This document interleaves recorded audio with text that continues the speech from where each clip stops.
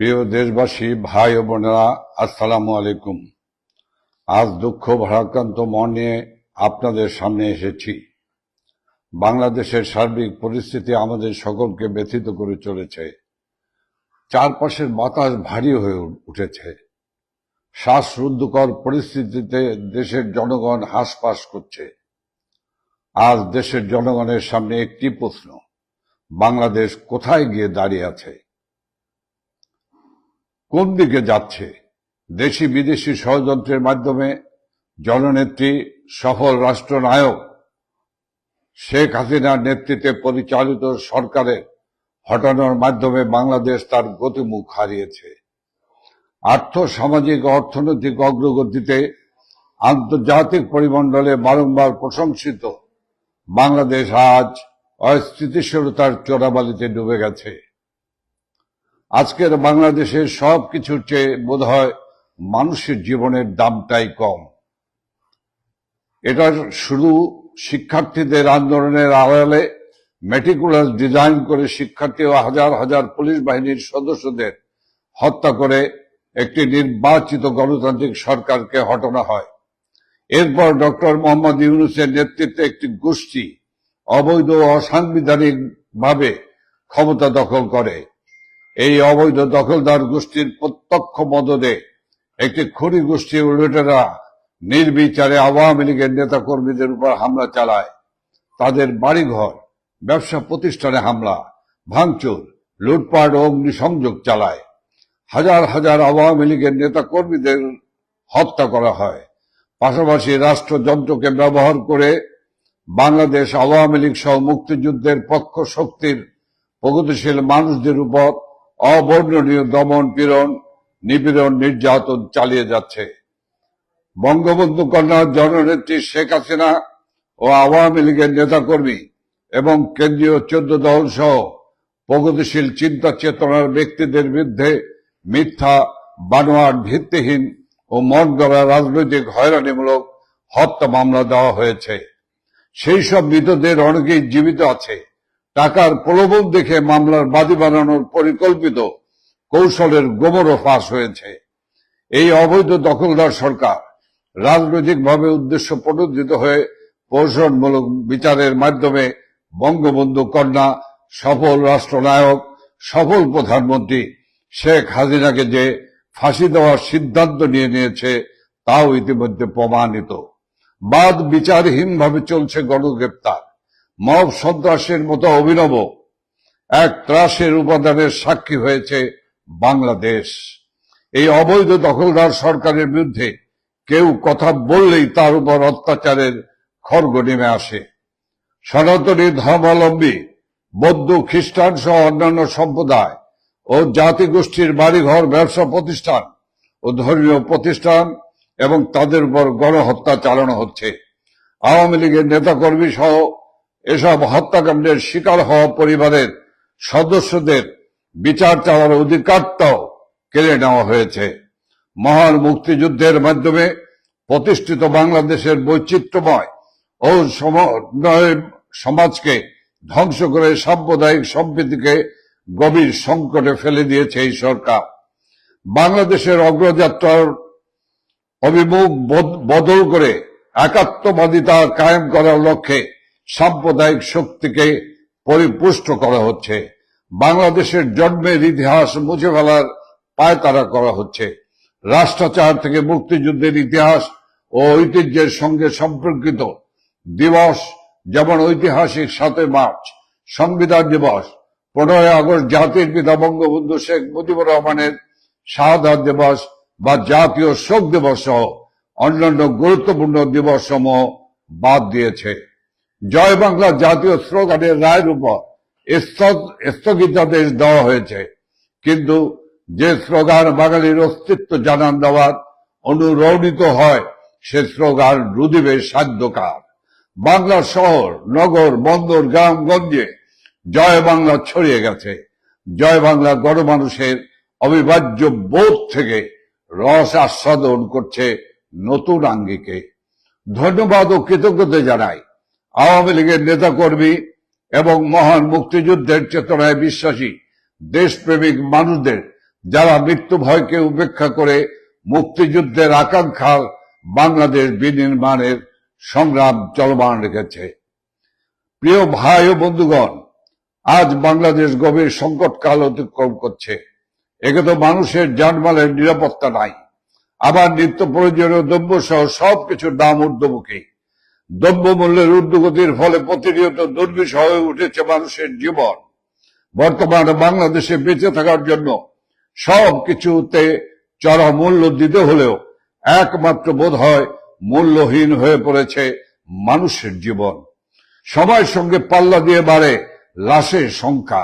যত্রতত্র ফুলের সুবাস না থাকলেও নাকে ভেসে আসে গলিত অর্ধগলিত লাশের দুর্গন্ধ। এই অবৈধ দখলদার গোষ্ঠী দেশ ধ্বংসের যে সূক্ষ্ম উপায় তারা করছে তার প্রমাণ তাদের প্রতিটি পদক্ষেপ। আন্দোলনের সময় মেটিকুলাস ডিজাইনের অংশ হিসাবে রাষ্ট্রীয় গুরুত্বপূর্ণ স্থাপনার সময়ে অগ্নিসংযোগ ও ধ্বংসযজ্ঞ চালিয়েছিল। তারই অংশ হিসাবে সচিবালয়ের মতো সুরক্ষিত জায়গায় অগ্নিকাণ্ড সংগঠিত করা হয়েছে।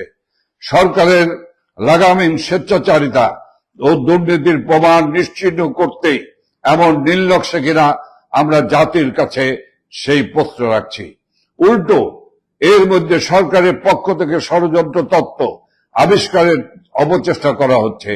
সব জায়গায় আওয়ামী লীগের ভূত দেখার মতো দৃষ্টিভঙ্গি থেকে সরকারের কেউ কেউ আওয়ামী লীগের নেতা কর্মীর উপর দোষ চাপানোর অপতৎপরতা চালাচ্ছে। অথচ আওয়ামী লীগের নেতা কর্মীদের যেখানে বাড়িতে থাকতে দেওয়া হচ্ছে না, রাজপথে নামতে দেওয়া হচ্ছে না, মব সন্ত্রাস বা বিভিন্ন দলের ক্যাডার ও সন্ত্রাস বাহিনী লেলিয়ে দিয়ে বাদ বিচারহীন ভাবে যাদের জীবন কেড়ে নেওয়া হচ্ছে, তারা সচিবালয়ের মতো সংরক্ষিত এলাকায় প্রবেশের সুযোগ পাবে, এ ধরনের কথা বলা বাতুলতার সামিল। সচিবালয় শুধু সিসিটিভি ক্যামেরা না, নাইট ভিশন ক্যামেরাও আছে, তাতে ভিডিও ফুটেজ থাকার কথা। সেই ভিডিও ফুটেজ আমরা জাতির সামনে প্রকাশ করার দাবি জানাচ্ছি। নিরপেক্ষ ও সুষ্ঠু তদন্তের মাধ্যমে এই অগ্নিকাণ্ড সংগঠিত করার সঙ্গে জড়িতদের বিচারের আওতায় আনার দাবি জানাচ্ছি। আজ জনমানসের কথা উঠেছে, যে সরকার জনগণের জানমাল ও সচিবালয়ের মতো গুরুত্বপূর্ণ স্থাপনার নিরাপত্তা দিতে পারে না, সেই সরকারের রাষ্ট্র পরিচালনার নৈতিক বৈধতা নাই। এই সরকারের পদত্যাগ নিয়ে তাই গণদাবি উঠেছে। সেই গণদাবির প্রতি সমর্থন রেখে আমরাও অবৈধ অসাংবিধানিক দখলদার ফ্যাসিস্ট ইউনূস সরকারের পদত্যাগ দাবি করছি। একই সাথে বাংলাদেশ আওয়ামী লীগ সহ মহান মুক্তিযুদ্ধের চেতনায় বিশ্বাসী দেশপ্রেমিক জনগণের প্রতি আবারও ধন্যবাদ ও কৃতজ্ঞতা জানাই, এই জন্য যে তারা সকল দিক থেকে বাংলাদেশের জন্য উৎসাহের এই সময় নিজেদের বিবেকের তাড়না থেকে ফ্যাসিস্ট এই সরকারের বিরুদ্ধে সোচ্চার রয়েছেন। আমরা বিশ্বাস করি সমগ্র জাতির সম্মিলিত বিবেক যতই আহত কখনো পরাজয় স্বীকার করবে না। গতকাল রাষ্ট্রের সর্বোচ্চ গুরুত্বপূর্ণ ভবন সচিবালয় আগুনে স্থানীয় সরকার, পল্লী উন্নয়ন সমবায় মন্ত্রণালয়, সড়ক পরিবহন মন্ত্রণালয়, সেতু, ডাক ও টেলিযোগাযোগ, যুব ক্রীড়া মন্ত্রণালয় এবং শ্রম কর্মসংস্থান মন্ত্রণালয়ের নথিপত্র, কম্পিউটার ও আসবাব পড়ে ছাই হয়ে গেছে। রাষ্ট্রের সর্বোচ্চ নিরাপত্তার মধ্যে এমন ঘটনায় জাতি হতবিহ্বল। লোক দেখানো নয়, জনগণের সুনির্দিষ্ট তথ্য প্রমাণ সহ সঠিক তদন্ত আশা করে। ঘটনার তদন্তে স্বরাষ্ট্র মন্ত্রণালয়ের জ্যেষ্ঠ সচিবকে প্রধান করে একটি উচ্চ পর্যায়ের কমিটি গঠন করা হয়েছে। কমিটিতে ফায়ার সার্ভিস ও সিভিল ডিফেন্স অধিদপ্তরের প্রধানকে সদস্য সচিব করা হয়েছে। এর আগে মন্ত্রিপরিষদ বিভাগ একজন অতিরিক্ত সচিবের নেতৃত্বে 7 সদস্যের একটি তদন্ত কমিটি গঠন করেছিল। পরে এই কমিটি বাতিল করা হয়। বারবার কমিটি গঠন ও পরিবর্তনকে জনগণ আসল ঘটনা ধামাচাপা দেওয়ার অথবা উদরপিণ্ডি বুদর ঘাড়ে চাপানোর অবস্থা বলে মনে করে।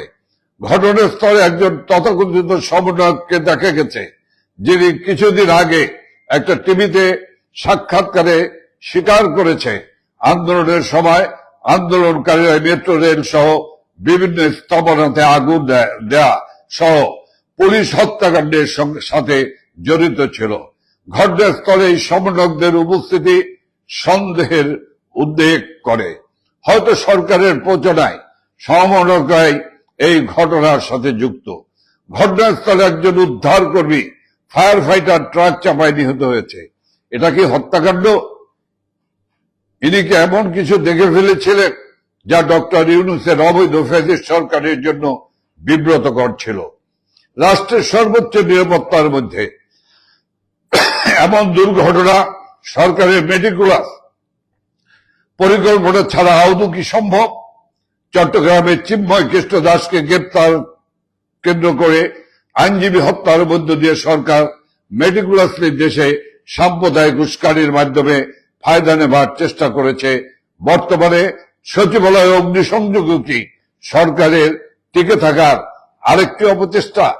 কোটা বিরোধী আন্দোলন করে যারা নিজেরাই ছাত্র কোটায় উপদেষ্টা হয়েছে, শুধু তাদের মন্ত্রণালয় কেন আগুন লাগলো?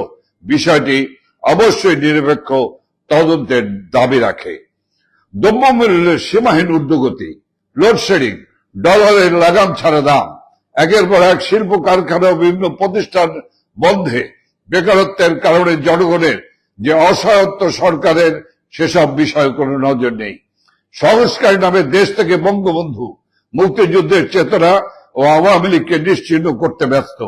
বঙ্গবন্ধু আওয়ামী লীগের নেতৃত্বে এই বাংলাদেশ মুক্তিযোদ্ধাদের আত্মত্যাগের বিনিময়ে গঠিত হয়েছে। এদেশে মুক্তিযুদ্ধের চেতনা কেউ মুছে ফেলতে পারবে না। বৃথা চেষ্টা না করে জনদুর্ভোগ কমান, জনগণের যানবাহনের নিরাপত্তা নিশ্চিত করুন। হাজার হাজার পুলিশ সদস্য হত্যাকাণ্ডের সুষ্ঠু বিচার নিশ্চিতে স্বাধীন নিরপেক্ষ বিজ্ঞ ব্যক্তিবর্গের সমন্বয়ে একটি উচ্চ ক্ষমতা সম্পন্ন ট্রাইব্যুনাল গঠন করতে হবে। পুলিশ, আওয়ামী লীগের নেতাকর্মী ও সংখ্যালঘু সম্প্রদায়ের মানুষদের হত্যাকারীদের বিচার না করার জন্য আইন করে যে ইন্ডিমিনিটি দেওয়া হয়েছে সেটা বাতিল করতে হবে। যেখানে সেখানে মবের মাধ্যমে আইন শৃঙ্খলা রক্ষাকারী বাহিনীর উপস্থিতিতে ও সহযোগিতায় আওয়ামী লীগের নেতা কর্মীদের ও সংখ্যালঘু সম্প্রদায়ের মানুষদের যে হত্যার সংস্কৃতি ফ্যাসিস্ট সরকার চালু করেছে তা বন্ধ করে তার বিচার করতে হবে। ছাত্রলীগের অসংখ্য নেতা কর্মীদের শিক্ষা জীবন আজ বিপন্ন। তারা শিক্ষা প্রতিষ্ঠানে যেতে পারছে না। ছাত্রলীগ করার অপরাধে তাদের শিক্ষা জীবনের মূল পরীক্ষা অংশগ্রহণ করতে দেওয়া হচ্ছে না। শুধু ছাত্রলীগ করার কারণে তাদের শিক্ষা প্রতিষ্ঠান থেকে বের করে দেওয়া হচ্ছে। এগুলো মানবাধিকারের সুস্পষ্ট লঙ্ঘন। এসব বন্ধ করতে হবে। কোনো কারণ ছাড়া অথবা হাস্যকর কারণ দেখে অসংখ্য মানুষের চাকরি থেকে বিনা কারণে অব্যাহতি দেওয়া হচ্ছে। এসব বন্ধ করে তাদের চাকরিতে পুনর্বহাল করতে হবে। মবের মাধ্যমে দেশের বিভিন্ন শিক্ষা প্রতিষ্ঠানে সম্মানিত শিক্ষকদের অপদস্থ করে পদ ও চাকরি থেকে সরিয়ে দেওয়া হয়েছে, তাদের স্বপদে পুনর্বহাল করতে হবে। ইজতেমা ময়দানে ধর্মীয় উন্মাদনা বিভাজন সৃষ্টির মাধ্যমে আনুমানিক 150 জনকে হত্যা ও আরো শতাধিক মানুষকে পঙ্গু করে দেওয়া হয়েছে। কেন এই পরিস্থিতি জাতি জানতে চায়। বান্দরবনের আদিবাসী পল্লীতে অগ্নিকাণ্ড, ব্যাংক ডাকাতি, মেঘনার ট্রলারে 7 জনকে লোমহর্ষক হত্যাকাণ্ড সহ অসংখ্য ঘটনার সাক্ষী আজকের বাংলাদেশ। সুপ্রিয় ভাই এবং বোনেরা, বঙ্গবন্ধুর সোনার বাংলাদেশ গড়ে তোলার লক্ষ্যে বাঙালি জাতিকে আবার শেখ হাসিনার নেতৃত্বে ঐক্যবদ্ধ হতে হবে। বাংলাদেশকে একটি উন্নত জাতি হিসেবে গড়ে তুলব আমরা। আসুন আমরা সকলে মিলে বঙ্গবন্ধু কন্যা, সফল রাষ্ট্রনায়ক, সফল প্রধানমন্ত্রী জননেত্রী শেখ হাসিনার নেতৃত্বে দেশটাকে গড়ে তুলি। দেশের সকল শ্রেণী পেশার মানুষের কাছে, দেশের বুদ্ধিজীবীদের কাছে এবং সকল সরকারি বেসরকারি কর্মকর্তা কর্মচারীদের কাছে, আইন শৃঙ্খলা রক্ষাকারী বাহিনী, দেশপ্রেমিক সেনাবাহিনীর কাছে আহ্বান থাকবে, রক্তে কেনা স্বাধীন বাংলাদেশ উদীয়মান বাংলাদেশ, ইমার্জিং টাইগার বাংলাদেশকে ধ্বংস করে দিবেন না। আসুন আমরা এই সমস্ত বিপদগামীদেরকে প্রতিহত করি, আমাদের দেশটাকে রক্ষা করি। ওরা আমার দেশের স্বাধীনতা ধ্বংস করতে চায়, ওরা আমার পতাকা পরিবর্তন করতে চায়, ওরা আমার জাতীয় সঙ্গীত পরিবর্তন করতে চায়, ওরা আমার মুক্তিযুদ্ধের মধ্য দিয়ে অর্জিত মুক্তিযুদ্ধের সকল চেতনাকে ধ্বংস করে দিতে চায়। আমাদের ভবিষ্যৎ, আসুন আমরা এই দেশটাকে বাঁচাই। আমাদের আর বসে থাকার সময় নেই। আমাদের ভবিষ্যৎ প্রজন্ম, আমাদের সন্তান সন্ততিদের কাছে, পরবর্তী প্রজন্মের কাছে জবাবদিহি করতে হবে। আসুন প্রতিবাদ করি, প্রতিরোধ করি, এই সমস্ত বিপদগামী লুটেরা সন্ত্রাসীদের হাত থেকে দেশকে রক্ষা করি। ওরা স্বাধীনতা বিরোধী, ৭১ মানে না, ওরা জাতীয় পতাকা মানে না, ওরা জাতির পিতা মানে না, ওরা দেশপ্রেমিক নয়, ওরা দেশ ধ্বংসকারী, রাষ্ট্রদ্রোহী। আজ আমি আপনাদেরকে ধন্যবাদ জানিয়ে আমি আমার বক্তব্য এখানে শেষ করছি। খোদা হাফেজ। জয় বাংলা, জয় বঙ্গবন্ধু, জয় শেখ হাসিনা।